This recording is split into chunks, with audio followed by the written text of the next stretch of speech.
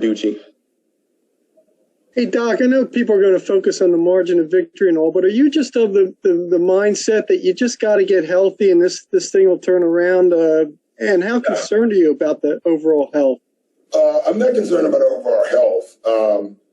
I'm just concerned about the amount of games we're missing, and so health-wise, I think we're going to be fine. Mark, I think Ben's going to be fine. Joel's going to be fine. Tobias is, still trying to get healthy. I think Ferk will be fine. But, Seth is back. But when you're naming all those guys, that tells you your problem at the same time. We got to get rhythm with all our guys playing, and we got 12 games left. We get tomorrow off. Hopefully, I don't even know what day it is, but whatever our next game, Monday, hopefully by the time we play, let me put it that way, we got more guys on the floor. We just got to get our guys and our rotations down so we can play them and work on stuff. It's really important for probably one guy, and it's George Hill, so we can put him in his spot, instead of playing him with guys he probably wouldn't play with early and things like that. So there's a lot of those things. Hey, thank you. Yeah. Hi, Carlin. Hey, Coach. I know you guys, you pulled it within one, I think, in the third quarter, but then the Bucks went on this ridiculous, I think it was a 26-6 run. Yeah. What do you think went wrong there? Was there a loss of composure, or what do you think happened? Composure there. They were better. Honestly, we made our own mistakes. We missed 3 or 4 shots in a row, and they made shots. So, thank you. Yeah. Andrea Finici. Hi, Doc. Going back to the beginning of this week, is there anything that you would do differently in terms of playing guys or resting guys? I'm not resting guys. That's the thing. I hope you guys do understand that. Guys are not being able to play. It's a big difference, so no, I don't know what else I could do. I can't play a hurt guy. So, it's been great to have guys. This was a great week for us before the week started. Looking at this week, we're going to get some great competition in with Phoenix, Golden State, these 2 games. And looking at them, I thought we would be pretty healthy, and it just didn't turn out that way. Thank you. Keith Pompey. We talked about composure. Are you a little disappointed with the technicals in the first half? Yeah, I didn't think Dwight should have gotten a tech. That's basically why I got my tech. I think that's my 3rd tech or 2nd tech of the year. I wasn't even swearing. I was literally saying that's not fair, and I got a tech for that.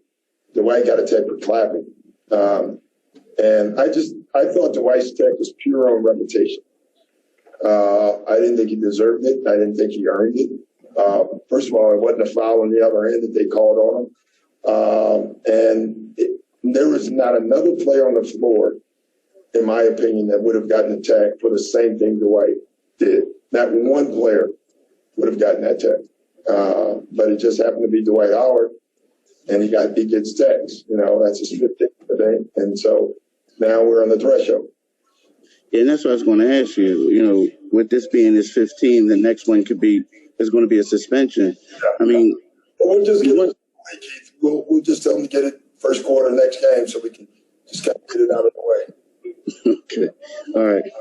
I mean, there's nothing I can do. It's going to happen. So I know, but what I was going to ask you is, when you have a guy like that, you want him to continue to play aggressive, not be real passive, have his energy. But when they have that looming, sometimes guys, they start thinking about it a little bit too much, and they're not the same player.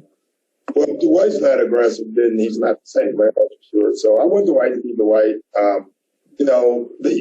The verbal text is what he has to stay away from. The other text may happen just from exchanges with guys. If you took out a verbal text, I think we'd be in a good place. And that has nothing to do with being aggressive. That has to do with we just got to stop getting those type of texts. All right. Noah Levick. This was a game where you guys played a lot more zone than usual, just out of necessity.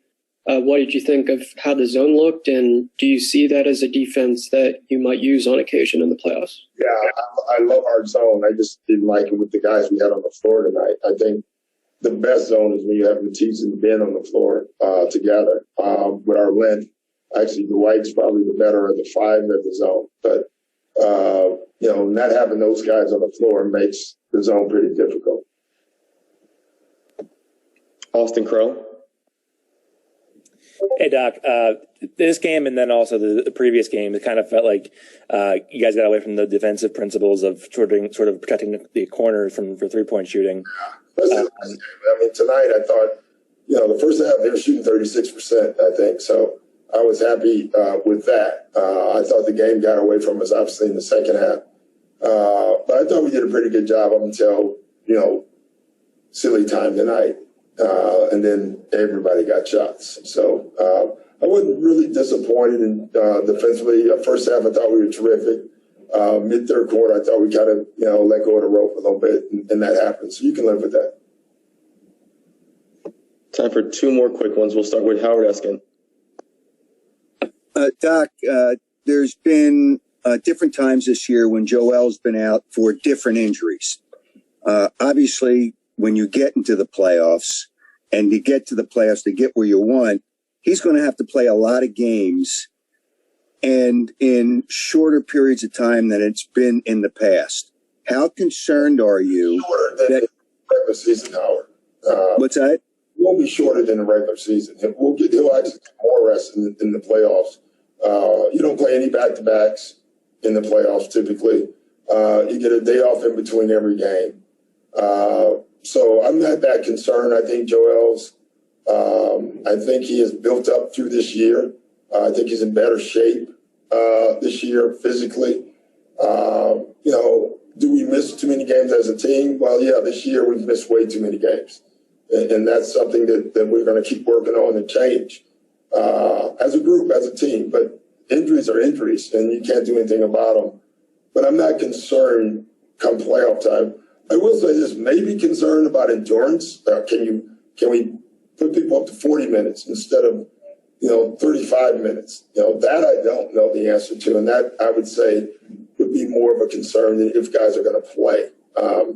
What I need to find out is how long they can play and how long we can stretch guys. I think that'll be the biggest question for us. If this was a playoff game, could Joel have played this game? Yeah, I'm assuming yes, but I honestly can't give you that answer. I didn't ask Joel one question, about his injury today. I don't. The trainers came in. I think in most cases, if it's a playoff game, most guys can play. I don't think Ben could have played today if it was a playoff game. And I don't know if Joel could have played either, for that matter. But it is a big difference between playoff games and regular season games. We all, through the league, absolutely understand that well. Thank you. Last one, Jackson Frank. Hey, Doc, I know you weren't at full strength in these last three games, but three games against, good teams between Milwaukee and Phoenix. I'm curious kind of what stood out about maybe things that you liked from your team and then some things that maybe you would like to clean up against other good teams moving forward. Well, honestly, I don't know from the two Milwaukee games. I'm just being very frank with you. It was tough to tell. The Phoenix game, obviously we had a chance to win the game. It came down the stretch. I guess what I didn't like, I thought they were the more physical.